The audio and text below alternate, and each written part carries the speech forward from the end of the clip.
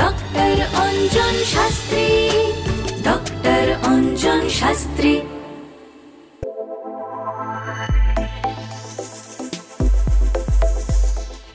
আমাদের আলোচনা চলছিল প্রেম নিয়ে। প্রেম কারোর হবে কি না, কিভাবে হবে, সেই প্রেমে বিচ্ছেদ লেখা আছে কিনা, সেগুলো যেমন জন্ম ছক এবং গ্রহ নক্ষত্রের অবস্থান অনুযায়ী জানা যায়, তেমনি আর একটা মজার বিষয়বস্তু আছে কিন্তু এই প্রেমজ সম্পর্কের ব্যাপারে। তো সেই আলোচনা এগিয়ে নিয়ে যাব। অবশ্যই সঙ্গে আছেন ডক্টর অঞ্জন শাস্ত্রী। অঞ্জন, আচ্ছা, এই তো উন্নতির পথ নিয়ে তো আমরা আলোচনা করলাম, কিন্তু আমরা এটাও দেখেছি যে সম্পর্কে আসার পর কোনো একটি পার্টনারের বা দুজনের জন্য কিন্তু কোনো দিক থেকেই ভালো হচ্ছেন, এটা কেন? এটাও অবশ্যই হয়। প্রথমত এটার জন্য আগে দেখতে হয় নক্ষত্র, অর্থাৎ তার জন্ম নক্ষত্র, অর্থাৎ দুজনেরই জন্ম নক্ষত্রটা ক্যালকুলেশন করতে হয়। অর্থাৎ জন্ম নক্ষত্র অনুযায়ী তার যে পার্টনারের জন্ম নক্ষত্রটা শুভ না অশুভ, ফার্স্ট এটাকে দেখে নিতে হয়। তারপরে অবশ্যই একটু রাশি ক্যালকুলেশনটাও করতে হয়, অর্থাৎ কোন রাশির সাথে, অর্থাৎ জাতক কোন রাশি বা জাতিকা কোন রাশি, আচ্ছা, এই ব্যাপারগুলোও কিন্তু দেখতে হয়। এখানে দেখতে হবে 5th হাউসের সাথে 8th হাউস বা শনি বা 12th হাউসের কানেকশন আছে কি।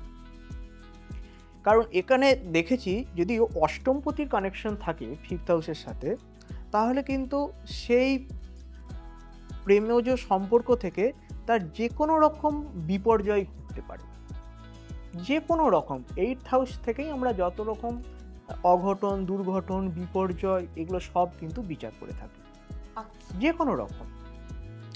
এখানে যদি কেতু কানেকশন থাকে, কেতু, অর্থাৎ এমন একটা সিচুয়েশন আসবে যে তখন তার মাইন্ড কোনো রকম কাজ করবে না। কারণ এখানে চন্দ্রের কানেকশন, শুক্রের কানেকশনের সাথে যদি কেতু জড়িয়ে যায়, অর্থাৎ সেক্ষেত্রে কি হচ্ছে, তার এমন একটা সময় আসবে সে কোনটা ঠিক কোনটা বেঠিক এটা বুঝতে পারবে না, এবং তখন আমরা অনেক সময় ভুলভাল ডিসিশন নিই। সেই সিদ্ধান্তগুলো নিয়ে তখন অঘটন, দুর্ঘটন এগুলো ঘটতে থাকে। এখানে দেখতে হয় 4th হাউসের কানেকশন কতটা ভালো আছে, 2nd হাউসের কানেকশন কতটা ভালো আছে। মানে এটা কি ইন্ডিভিজুয়াল ব্যক্তি বিশেষে হয় না যে আমার যে পার্টনার এলো তার সঙ্গে কোথাও এটা কন্ট্রাডিক্ট করে, মানে এইটা আমি জানতে চাইছি। না, এটা অ্যাকচুয়াল আমারটাও যেমন দেখছি, আমার পার্টনারেরটাও তো দেখতে হবে, দুজনেরই তো দেখতে হবে। অ্যাকচুয়াল বিপর্যয় তখনই হবে যদি তার সাথে ক্র্যাশ হচ্ছে, হ্যাঁ, মানে কন্ট্রাডিক্ট করছে জায়গাটা, হ্যাঁ, তখন এই জায়গাটা কিন্তু প্রবলেম হচ্ছে। অর্থাৎ সেক্ষেত্রে মিল হচ্ছে না, সব ক্ষেত্রেই তার একটা ডিস্টার্ব আছে, অর্থাৎ তার মনের মিল হবে না, সব কিছুই মিল হবে না, বা এগুলো থাকলেও আমি ধরে নিলাম তার ক্ষেত্রে এই দিক থেকে সব ঠিক আছে, কিন্তু এমন একটা ঘটনা ঘটলো যার জন্য বিপর্যয় ঘটলো। হয়তো 8th 12th-এর কানেকশন আছে, বা নক্ষত্রগত থেকে এমন ডিগ্রিতে অবস্থান করছে সেই গ্রহটি পার্টিকুলার, সেই ডিগ্রিগত দিক থেকে দেখা যাচ্ছে তার বেশি দিন সেই সম্পর্কটা থাকছে না, এবং সেই সম্পর্কটা একটা অঘটন ঘটে গেল। অনেক এরকমও হয়েছে যে হয়তো তাদের বিবাহ মেনে নিচ্ছে না, তারা বিবাহ করতে চাইছে, বিবাহ মেনে নিচ্ছে না, এই সময় কি করছে, সুসাইড করছে। ডক্টর অঞ্জন শাস্ত্রী তার জীবন জুড়ে রয়েছে তার কর্মপ্রতিভার সাফল্যমণ্ডিত জীবনযাত্রা এবং সঠিক দিশা। সেই কারণেই ডক্টর অঞ্জন শাস্ত্রী দেশে এবং বিদেশে নানা সম্মানে ভূষিত হয়ে চলেছেন। দেখে নেব তারই এক ঝলক।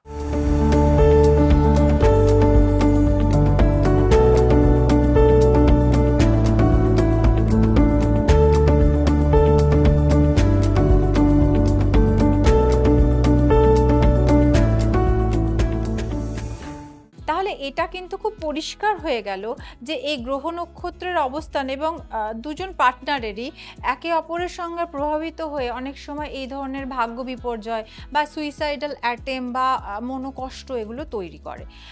আবার অনেক ক্ষেত্রে আমরা দেখতে পাই যে দুটি মানুষ তারা রাজি বিয়ে করার জন্য, কিন্তু কিছুতেই তাদের বিয়ে হচ্ছে না, কোথাও তাদের বাড়ির সমস্যা, বাড়ি থেকে খুব বাধা দান করছে। আবার অনেক ক্ষেত্রে দেখা যায় যে হয়তো বাড়িটারি সবাই মেনে নিল, কিন্তু বিয়েটা হলো না। এই দুটো দিকই, পজিটিভ এবং নেগেটিভ সাইডে দুটো দিকই যদি তুমি আমাকে বলো যে এটা কেন হয়। হ্যাঁ, একদম ঠিকই বলেছো। প্রথমত আগে প্রেমজ সম্পর্ক থেকে বিবাহ যোগ এটা থাকতে হবে। অর্থাৎ এখানে বিবাহ আমরা দেখি 7th হাউস থেকে বিবাহ দেখি, তাই তো? অর্থাৎ এখানে যদি 5th হাউসের সাথে 7th হাউস, 11th হাউস এবং লগ্ন এবং তার নক্ষত্রগত দিক থেকে যদি সঠিক ডিগ্রিতে অবস্থান করে, তাহলে কিন্তু তার প্রেম থেকে বিবাহ হওয়ার সম্ভাবনা থাকে। অবশ্যই এখানে চন্দ্র শুক্রকে কিন্তু দেখে নিতে হচ্ছে, আচ্ছা। ঠিক আছে? এটা তাহলে কি, অর্থাৎ বিবাহ হওয়ার একটা সম্ভাবনা তৈরি হলো। এরপর অনেক সময় এই যে বাড়ি থেকে মেনে নেয় না, অর্থাৎ এখানে 2nd হাউসটাকে দেখতে হবে দুজনেরই, অর্থাৎ অ্যাকচুয়াল জাতক বা জাতিকার দুজনেরই 2nd হাউস, অর্থাৎ 2nd হাউস হচ্ছে আমাদের আত্মীয় স্বজন বা শ্বশুর বাড়ি, এই ব্যাপারটা দেখতে হয়। এবার 2nd হাউসে যদি কোনো না কোনো পাপগ্রহ থাকে, আচ্ছা, হয়তো দেখা গেল শনি, হয়তো অষ্টমপতি হয়তো দেখা গেল 2nd হাউসে অবস্থান করছে, বা 2nd হাউসের লর্ড হয়তো দেখা যাবে সে অষ্টমপতি নক্ষত্রে অবস্থান করছে, বা সে দেখা গেল যে 12th হাউসের কানেকশন একটা কোনো না কোনো দিক থেকে নিয়েছে। তখন কি হয় যে অ্যাকচুয়াল বাড়ি থেকে মেনে নিতে পারে না, অর্থাৎ যার থাকছে তার অপোজিট দিকটা, অর্থাৎ যদি জাতকের থাকে তার জাতিকার অর্থাৎ থেকে তার সেই পরিবার পারিবারিক সমস্যা আসবে, আর উল্টোটা হলে জাতিকার বাড়ি ঠিক আছে, জাতকের বাড়ির দিক সমস্যা। থেকে সমস্যা। অর্থাৎ এই 2nd হাউসের উপর অনেক সময় নির্ভর করে।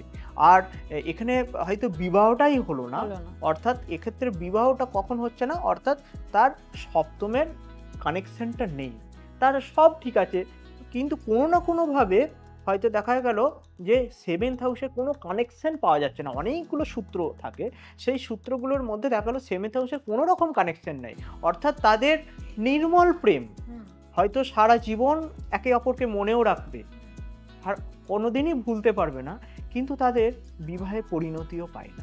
অর্থাৎ 7th হাউস যদি কোনো না কোনোভাবে এফেক্টেড হয়, বা 7th হাউসের সাথে শুক্র, 5th হাউস এবং 11th হাউস এবং লগ্নের যদি কানেকশন না থাকে, কখনোই সেটা পরিণতি পায় না।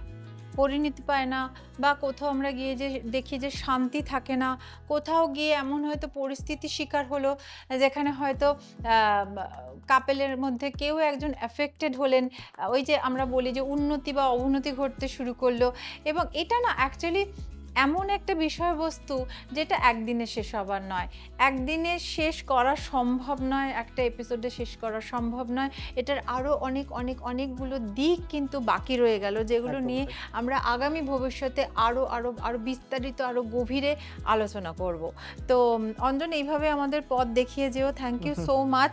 এবং সব থেকে যেটা আমার যে কাজগুলো সেগুলো আমি করে দিই, সেটা হচ্ছে এই ধরনের আলোচনা যদি আপনারা শুনতে চান, তাহলে অবশ্যই আমাদের ইউটিউব এই চ্যানেলটি সাবস্ক্রাইব করে নিন, বেল আইকনটি অবশ্যই প্রেস করে দেবেন, তাহলে সমস্ত নোটিফিকেশন আপনাদের কাছে পৌঁছে যাবে। আপনারা লাইক করুন, কমেন্ট করুন, শেয়ার করে দিন, তাহলে আমাদের খুব ভালো লাগবে। আর এছাড়া যারা অঞ্জনের কাছে এসে পৌঁছতে চাইছেন, তারা অবশ্যই অঞ্জনের চেম্বারে গিয়ে দেখা করতে পারেন। বিভিন্ন জায়গায় চেম্বার আছে, আরামবাগ, বাগুইহাটি এবং রাসবিহারী অ্যাভিনিউ, এছাড়া আছে বাঁকুড়া, মেদিনীপুর এবং বর্ধমানে। আর অ্যাস্ট্রো অঞ্জন অ্যাপটি অবশ্যই ডাউনলোড করে নিন, সেখান থেকে অঞ্জনের অ্যাপয়েন্টমেন্ট তো পেতেই পারেন, তাছাড়া আরও অনেক সুবিধা সেখান থেকে আপনারা নিতে পারেন। আর ওয়েবসাইট আছে www.anjanshastri.com, সেখানেও কিন্তু আপনারা যোগাযোগ করে নিতে পারেন অঞ্জনের সঙ্গে। আজকের মতো আমাদের এই পর্ব এখানেই শেষ করছি। নমস্কার। ডক্টর অঞ্জন শাস্ত্রী।